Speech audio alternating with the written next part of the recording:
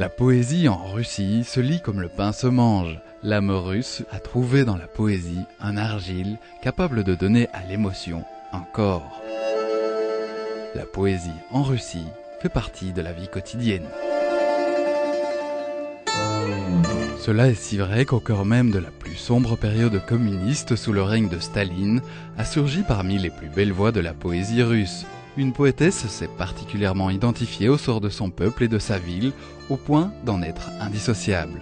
Anna Akhmatova a vécu à Saint-Pétersbourg. Elle y est née, elle y a grandi, aimé, pleuré et écrit.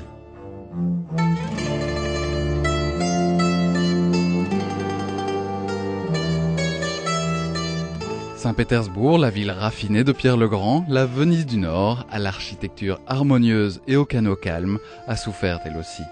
Sous les bottes des occupants allemands et enfermée dans un blocus de 4 ans, Saint-Pétersbourg a vécu l'enfer. À peine remise des affres de la guerre, une chape s'est abattue sur ces artistes, intellectuels, médecins et autres victimes de la paranoïa de Staline.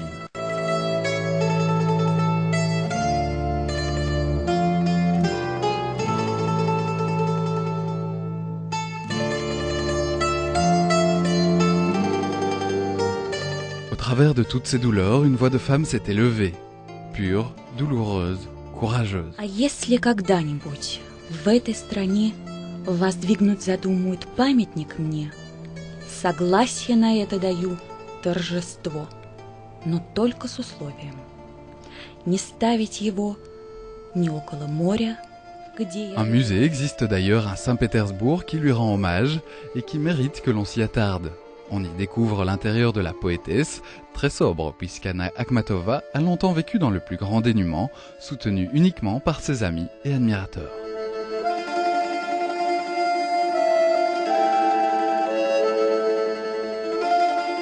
En fait, visiter Saint-Pétersbourg, c'est déjà mettre ses pas dans les traces de la grande poétesse. Que l'on contemple la Neva, couler sous les innombrables ponts de Saint-Pétersbourg, que l'on se promène sur la perspective Nevski, ou que l'on s'éloigne de la ville pour se promener dans les jardins de l'ancienne résidence impériale de Tsarskoye Selo, Anna Akhmatova y fut. Elle consacra d'ailleurs à la ville un cycle de poèmes intitulé « À Pétersbourg ».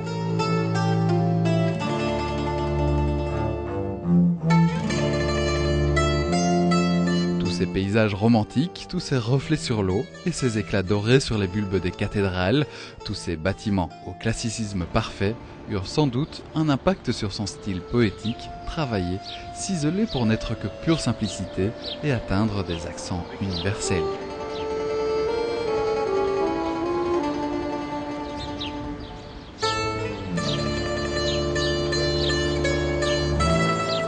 Aujourd'hui encore, sa poésie continue de vivre au rythme des pulsations de la ville, dans les émotions des amoureux, dans les souvenirs des plus anciens, dans des spectacles et bien sûr dans les librairies. Écoutons la musique de la langue russe. Anna Akhmatova, dans ce poème, refuse de fuir son pays en proie aux tourmentes de la Révolution. Avec calme, elle décide de ne pas abandonner Saint-Pétersbourg. Последняя с морем разорвана связь.